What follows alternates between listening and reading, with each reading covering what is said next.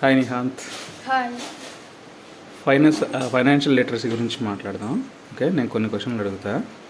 Okay, నీకు తెలిసింది చెప్పు. ఇప్పుడు మన దగ్గర మనీ ఉన్నాయి. ఓకే, మనం ఇంట్లోనో లేదా బీరువాలోనో పెట్టుకుంటే ఏమవుతుంది? లేదు ఏమవుతుంది? ఇంట్లో కానీ బీరువాలో కానీ పెడితే ఇంట్లో పెట్టుకుంటే అది ఇంట్లో ఎంత పెట్టావో 2000 పెట్టావు అనుకో, అది ఎంతసేపు అయినా నువ్వు 100 సంవత్సరాల నుంచి 1000 సంవత్సరాల తర్వాత వచ్చినా కూడా 2000 లానే ఉంటుంది. మరి ఏం చేయాలా? అది ఇంకో ఆప్షన్, ఇన్వెస్ట్ చేయాలి. ఇన్వెస్ట్ చేయాలి అంటే అంటే మా అంటే స్టాక్స్ కానీ మ్యూచువల్ ఫండ్స్ కానీ అవి కొంచెం రిస్క్ అలాంటివి ఉన్నవి. షూర్. ఇంకా ఎన్పిఎస్ కొంచెం రిస్క్ ఉన్నది.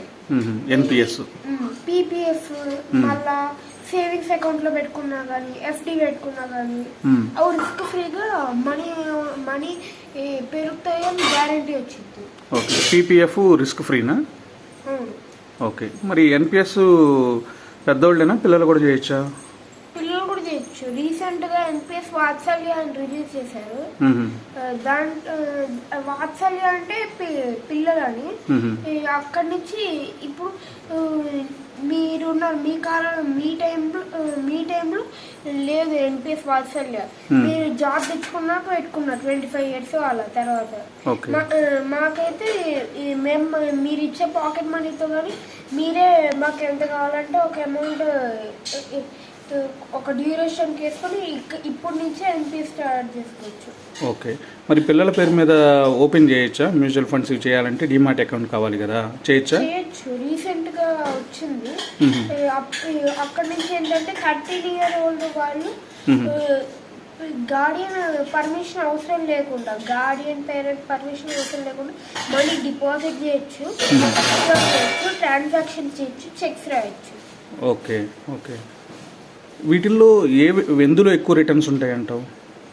మ్యూచువల్ ఫండ్స్, స్టాక్స్, పీపీఎఫ్ ఇవన్నీ ఉన్నాయి కదా. అవన్నీ నువ్వు దేని బట్టి చేస్తున్నావు? జనరల్ గా రిస్క్ ఉన్నవే ఎక్కువ మనీ ఇస్తాయి. అవి కూడా నువ్వు దేని మీద పెడుతున్నావు డిపెండెంట్. నువ్వు మంచి స్టాక్ మీద పెట్టలేదు అనుకో, అది వాల్యూ పడిద్ది, క్రాష్ అయింది, డబ్బులు తగ్గుతాయి. ఇప్పుడు PPF certain amount every month కో ఎవ్రీ ఇయర్ కో వచ్చింది. సరే, ఇప్పుడు మరి మన దగ్గర ఉన్న మనీ వాల్యూ పెరగాలంటే గోల్డ్ మీద పెట్టచ్చు, ల్యాండ్ మీద పెట్టచ్చు, స్టాక్స్ మీద పెట్టచ్చు. దేని మీద పెడితే బెటర్ అంటావు? అది మనం పెడుతున్న కండిషన్స్ బట్టి. స్టాక్స్ అయితే మంచి స్టాక్స్ కానివా. గోల్డ్ అయితే నువ్వు బాండ్సా లేదంటే జ్యువెలరీయా లేదంటే గోల్డ్ ఆర్టికల్స్. మళ్ళీ ల్యాండ్ అంటే నువ్వు ఏ ఏరియాలో పెడుతున్నావు. ఇప్పుడు నువ్వు ఒక వాల్యూ పెరిగి గట్టి ప్లేస్ లో పెడుతున్నావు అనుకో, యూస్ఫుల్ అవ్వచ్చు. అదే ఏదో ఇంకెప్పటి నుంచో బాయ్కాట్ అయిన రీజన్, అది పెద్ద డెవలప్మెంట్ వచ్చే ఛాన్స్ లేదు, అలా పెట్టావనుకో యూజ్ లేదు. ఓకే, ఇప్పుడు ఏ ఆప్షన్ బెటర్ అంటావు? ఇప్పుడు నా దగ్గర ఒక 1 lakh ఉన్నాయి అనుకో, మొత్తం తీసుకెళ్ళి మ్యూచువల్ ఫండ్స్లో పెట్టాలా, మొత్తం తీసుకెళ్ళి స్టాక్స్లో పెట్టాలా, మొత్తం తీసుకెళ్ళి గోల్డ్ మీద పెట్టాలా, మొత్తం తీసుకెళ్ళి ల్యాండ్ పైన పెట్టాలా? ఏది బెటరు?